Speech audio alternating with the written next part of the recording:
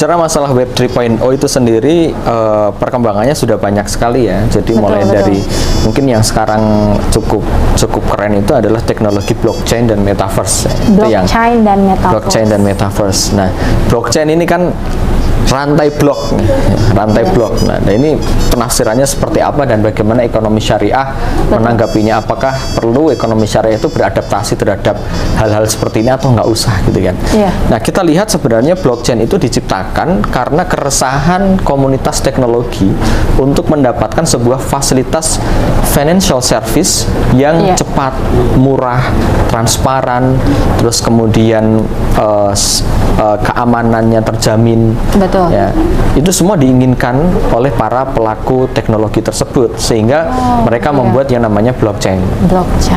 Blockchain sendiri dibuat dulu sejarahnya diimplementasikan di komunitas yang sama sekali nggak terlihat.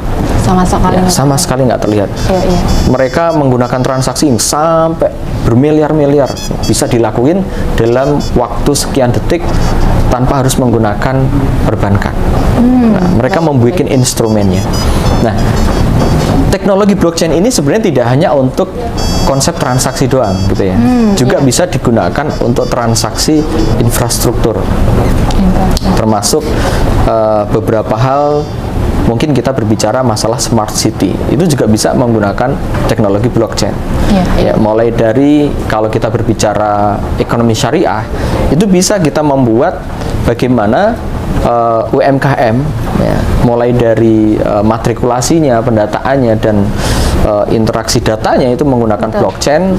Terus kemudian sertifikasi halal MUI itu juga bisa menggunakan teknologi itu, dan itu more efisien dan lebih efektif, tidak bisa dilakukan fraud di sana.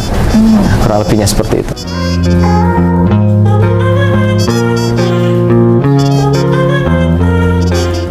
Blockchain itu sebuah teknologi ya, yang dia memproduksi, maksudnya bisa membuat instrumen-instrumen, membuat instrumen-instrumen. Kalau arah daripada pertanyaan tadi berarti kita berbicara sebenarnya yang transactionable di blockchain apa sih, gitu kan? Nah, dari situ sebenarnya orang bisa membuat banyak hal, termasuk blockchain ini ada teknologi-teknologi untuk mempercepat transaksi dan lain sebagainya. Akhirnya keluarlah yang namanya digital asset. Akhirnya keluarlah digital asset. Jadi dari blockchain ini bisa diproduksi digital asset, di mana digital asset itu ada sebuah konsensus di situ. Itu yang dibungkus namanya smart contract. Ya. Nah, ketika digital asset itu ya sudah dibungkus smart contract, terus kemudian smart contract itu dihasilkan dari konsensus komunitas, kemudian komunitas itu menerima itu semua.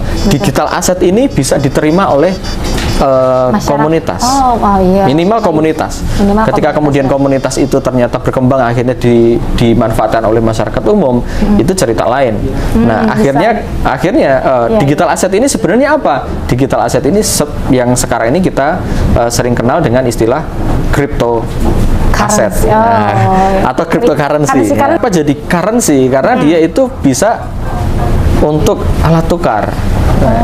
Awalnya sebenarnya ini swap gitu ya, hanya sekedar saya punya Tesla gitu kan, terus kemudian dibeli menggunakan crypto aset X gitu kan, kemudian available, bisa dilakuin, udah dilakuin, berarti kan ini bisa ditransaksikan, diterima gitu, diterima banyak pihak, akhirnya itu seolah jadi menjadi sebuah cryptocurrency. Dan value-nya juga karena ini sebenarnya aset digital, maka value-nya pun dibentuk oleh pasar. Kalau dia nggak laku, ya udah nggak laku. Lah, apa yang membuat dia laku? Yang membuat dia laku apa? digital asset ini yang buat dia laku apa? Satu, dia itu tradable, bermanfaat, ya, memiliki banyak utility lah di situ. Betul. Terus kemudian kalau dari teknologi itu kecepatan transaction per secondnya berapa, ya, terus kemudian bisa nggak lain-lainnya itu berpartisipasi. Karena teknologi ini juga teknologi yang tidak tersentralize, dia terdesentralize. Saya kira itu.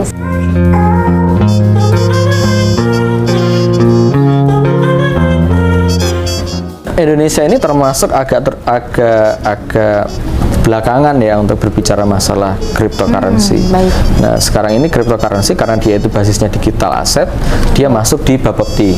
Badan Pengawas Pasar Modal dan Komoditi. Ya, ada regulasinya di Bapepti, dan itu yang terdaftar di crypto aset yang sudah terdaftar di Bapepti, dia tradable, dia bisa ditransaksikan.